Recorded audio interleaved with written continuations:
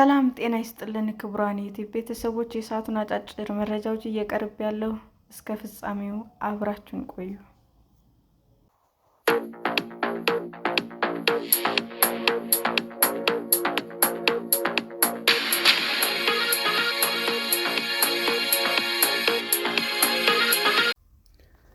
ከግብርና ምርት መጨመር በላይ የአፈር ለምነት ማስተካከል አሳሳቢ ሊሆን እንደሚገባ ተነገረ። የኢትዮጵያ መሬት ለዘመናት በከፍተኛ ሁኔታ በመታረስ በመካላትና በመሸርሸር ምክንያት ለምነቱ በመቀነሱ ምርትን ለመጨመር ከሚደረጉ ጥረቶች በቀድሞ ሁኔታ የአፈር ለምነት ላይ መስራት አሳሳቢ ጉዳይ ሊሆን እንደሚገባም ተገለጸ። መሬቱ ተደጋግሞ በመታረሱ ምክንያት በድጋሚ ቦታዎች የአፈር መሸርሸር፣ የአፈር ለምነት መቀነስ፣ የአፈር መራቆትና የአፈር መከላትን ያስከተሉ መሆኑን፣ በቆላማ ቦታዎች ደግሞ ስር የሰደደ የአፈር እርጥበት እጥረትና የአየር ንብረት መዛባት ችግሮች እያስከተለ መሆኑ ተነግሯል። ቁጥብ እርሻን ለዘላቂነት መጠቀም በሚል እንደ አውሮፓውያን አቆጣጠር ከ2022 እስከ 2025 በአማራ፣ ቤንሻንጉል ጉሙዝ፣ በኦሮሚያና ደቡብ ኢትዮጵያ ክልሎች ሲተገበር የቆየና በአፈር ለምነት ላይ ያተኮረ ፕሮጀክት ማጠናቀቂያ ውይይት መደረጉ ታኅሳስ 21 ቀን 2018 ዓ.ም ተካሂዷል። ፕሮጀክቱ በዓለም አቀፍ የበቆሎና ስንዴ ማሻሻያ ምርምር ማዕከል አስተባባሪነት ከኖርዌይ መንግስት በተገኘ የገንዘብ ድጋፍ በእርሻና እንስሳት ሀብት ሚኒስቴር የተፈጥሮ ሀብት ዘርፍ የአፈር ለምነት ማሻሻያ ዳይሬክተር፣ የአፍሪካ የቅባ እርሻ ኔትወርክ እንዲሁም የካናዳ ሰብል ባንክ በጋራ በመሆን ሲተገበር የቆየ መሆኑ ተገለጸ። የፕሮጀክቱ አስተባባሪ አቶ ብርሃን አብዱልቃድር በሰጡት አስተያየት የኢትዮጵያ አፈር እየታጠበና ለምነቱ እየቀነሰ እንዲሁም በጎርፍ ምክንያት አፈርና ውሃው አብሮ እየታጠበ መሆኑ አፈሩም ውሃም ሊጠብቅ ይገባል ብለዋል። መሬትን ለምርትም ይሁን ለሌላ አገልግሎት ጤንነቱ ተጠብቆ መቆየቱ ትልቅ ቀዳሚ ጉዳይ መሆኑ ይገባል በሚሉት አስተባባሪው ለምነት ከምርታማነት በፊት የሚወጣ አጀንዳ መሆን አለበት ብለዋል።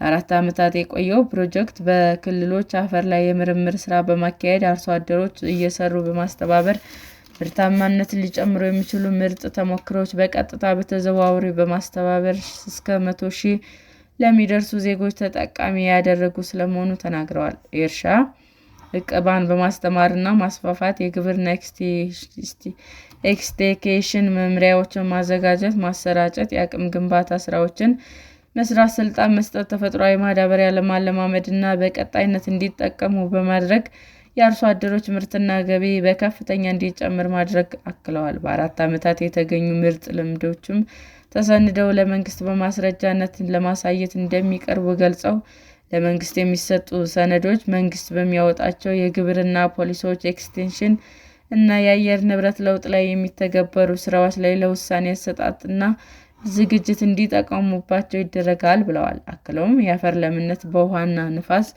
መከላትን ጨምሮ መሬት በየዓመቱ እየተመጠጠች እንጂ እየተሰጣት ባለመሆኑ በአንድም በሌላ መንገድ የአፈር ለምነት ተቃውሰዋል ብለዋል። የመሬት ለምነት መቃወስ ምልክቶች ያሏቸው አሲዳማነት መጨመር፣ የመሬት እርጥበት መቀነስ፣ ደለል መብዛት መሆኑንም ጠቅሰው በየዓመቱ ከመሬቱ ላይ የሚወሰደው ማዕድን ምግብ በተለያዩ መንገድ ተመልሶ የመሬት ጤንነት ሊጠብቅና ወደ ምግብ ምርታማነት መሄድ ያስፈልጋል ብለዋል። በመሬት ላይ በትልቁ ኢንቨስትመንት ካልተደረገ ወደፊት አሳሳቢነት ይጨምራል የሚሉት አቶ አብርሃም በየዓመቱ በ1 ሄክታር 38 ቶን አፈር እየተሸረሸረ እንደሚሄድ አብራርተዋል። በገንዘብ ሲተመንም በየዓመቱ ከ1.1 ቢሊዮን ዶላር በላይ በየዓመቱ ሀገሪቱ እንደምታጣ መረጃዎች ጠቅሰዋል አስረድተዋል። አፈራችን በጣም ተርቧል፣ ህይወትማ የሆኑ ነገሮች ይፈለጋል በማለት ገልጸዋል። ከአማራ ክልል ግብርና ቢሮ የመጡት የስራ ኃላፊ አቶ ቀኛዝማች መስፍን በበኩላቸው የአፈር ለምነት መሸርሸር ለቀጣይ ትውልድ ሳይሆን አሁን ላለው ትውልድ አሳሳቢ መሆኑን ያብራራሉ። አርሶ አደሩ ከሚያገኘው ምርት በላይ የመሬት ለምነት እያሳሰቡ መሆኑን የሚገልጹት አቶ ቀኛዝማች መሬት ላይ ከዘመቻ ባለፈ ቀጣይነት ያለው ስራ መስራት ያስፈልጋል ብለዋል። በመድረኩ የተገኙ በርካታ ተሳታፊዎች የአፈር ለምነት አሳሳቢ መሆኑን በተደጋጋሚ ያነሱ ቢሆንም የመሬት ለምነት ለመጠበቅ በከፍተኛ የመንግስት ኃላፊዎች አቅጣጫ ሊሰጥበትና ምርት ለመጨመር ከሚደረገው ጥረት ባልተናነሰ ስራዎች ሊሰሩ ይገባልም ብለዋል። ሰላም ጤና ይስጥልን ውድ የዩቲዩብ ቤተሰቦቼ እንዴት ናችሁ? አዲስ ጀማሪ ነኝና ሰብስክራይብ ያደረጋችሁ አበረታቱኝ። አመሰግናለሁ። ክቡራን የዩቲዩብ አድማጮቻችን ለሰዓቱ ያቀረብኩላችሁ አጫጭር መረጃዎች ይህንን ይመስል ነበር። በሌላ መረጃ እስክንገናኝ ሼር፣ ላይክ፣ ሰብስክራይብ እንዲሁም ቢቀርብልን የምትሉት መረጃ ካለ ኮሜንት እያደረጋችሁ ቸር ቆዩን።